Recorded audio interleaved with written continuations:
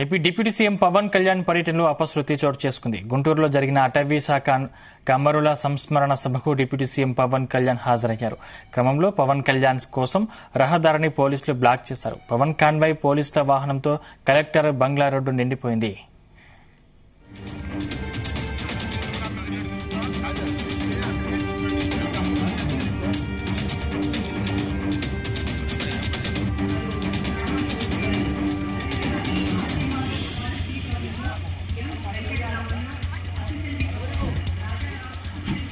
చిలకలూరిపేట నుంచి ఓ రోగిని గుంటూరులోని ఆసుపత్రికి అంబులెన్స్లో తరలిస్తున్నారు. దారి లేక అంబులెన్స్ నిలిచిపోయింది.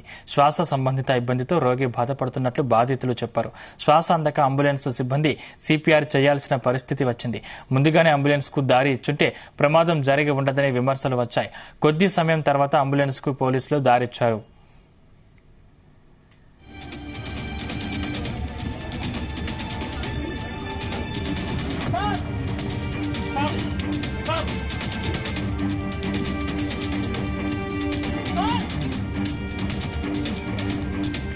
దీనిపై ఏఎస్పీ రమణమూర్తి క్లారిటీ ఇచ్చారు.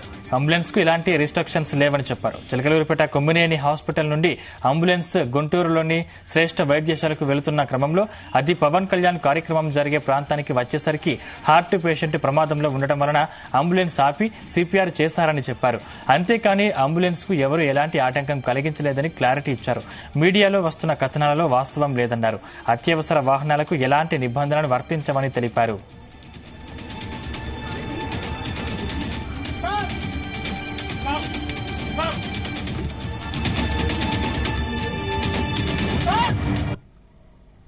మనము ట్రాఫిక్ రెగ్యులేట్ చేసుకుంటున్నాం. ట్రాఫిక్ రెగ్యులేట్ చేసుకుంటున్నప్పుడు సుమారు 11:35 ఆ ప్రాంతంలో ఒక అంబులెన్స్ చిలకలూరిపేట నుంచి ఒక అంబులెన్స్ వచ్చింది.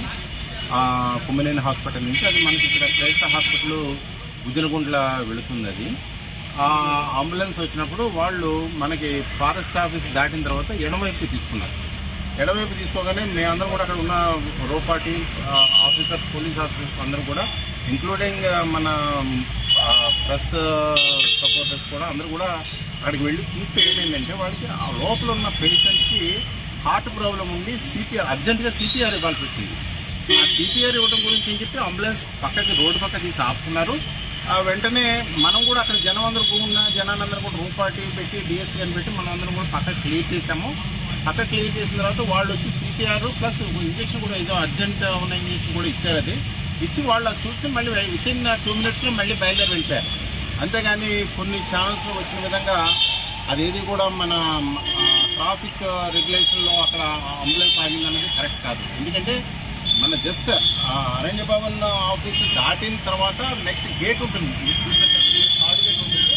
ఆ థర్డ్ గేట్ దగ్గర రోడ్ సైడ్ తీసుకుని అది సిపిఆర్ చేసుకున్నారు. సిపిఆర్ తీసుకుని వెళ్ళారు తప్ప ఇంక దీంట్లో ఇంక వేరే విధంగా